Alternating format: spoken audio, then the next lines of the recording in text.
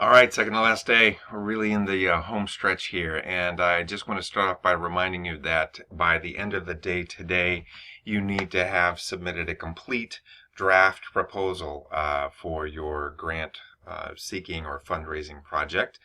That is at the bottom here. Complete your entire funding proposal by assembling all of the parts and email it to me. I will then share it back out with your peers so that they can comment on it.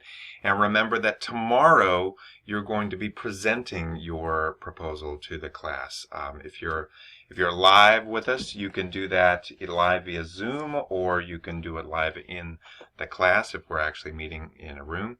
If you are asynchronous, then you'll want to use the magic of the screencast recording to record your proposal presentation. Also gives us an opportunity to provide you with feedback.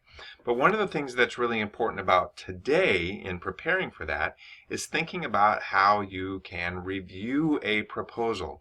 And this section in Howlett and Bork I think is going to be really important. It's very brief, 5 pages, but really important for thinking through how you would review a proposal. Remember, one of the key things is making sure that you are aligning what you propose doing and that you need funding for, not only with the goals for and the strategy for your own organization or your own unit, but also with the goals and strategy of the funding organization or the funding agency. So keeping that thread going between what you're doing and what your goals are and what you're asking for money for and what the funding organization or funding agency's goals are is going to be crucial to getting this funded. The second part of that is actually showing that you have the ability to do what you say you're going to do. And we've talked about that in a number of different ways, from readiness to actually asking for appropriate amounts of money, to planning the day-to-day or the activities in relation to the outcomes and outputs, as well as providing an opportunity for review, both formative and summative. Formative in that you can adjust as needed as you move forward. So all the parts of the proposal are coming together right now, and it's kind of exciting actually the way that works.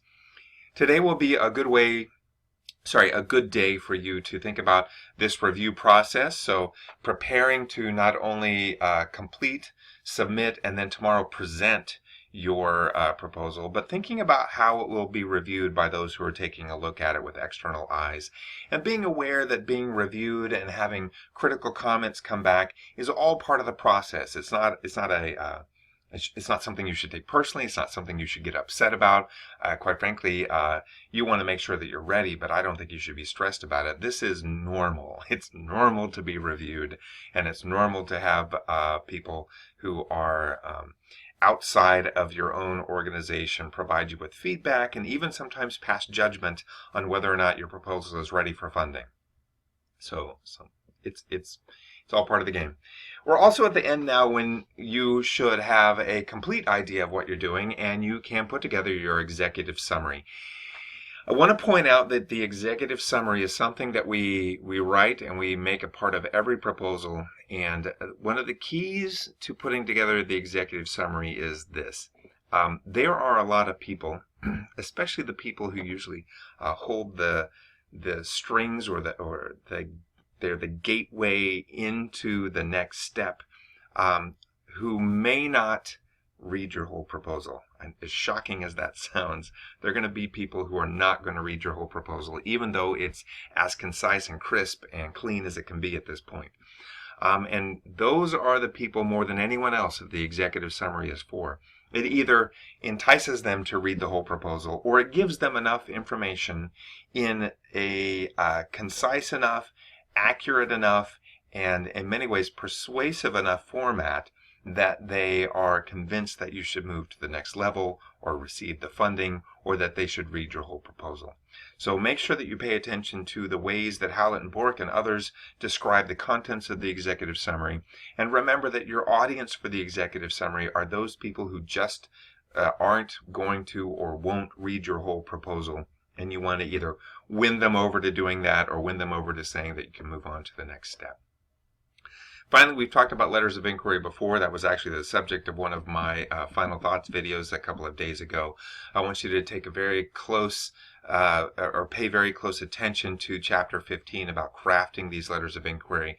Take a look at these samples that are available from the Foundation Center. I went over these the other day, but take a look at them and read through them yourself to see what you have in there. And I think you'll be good to go. I think you'll feel good about this, and you'll move forward really strongly. Remember, tomorrow is our last formal day of this sort of website and feedback and all that, and then you have several days after that to turn in your final stuff. But I want you to be proud of where you are, and know that I'm rooting for you, and that I'm looking forward to seeing your final, well, your complete draft funding proposals, right? And eventually your final proposals, and certainly looking forward to your presentations tomorrow. Okay,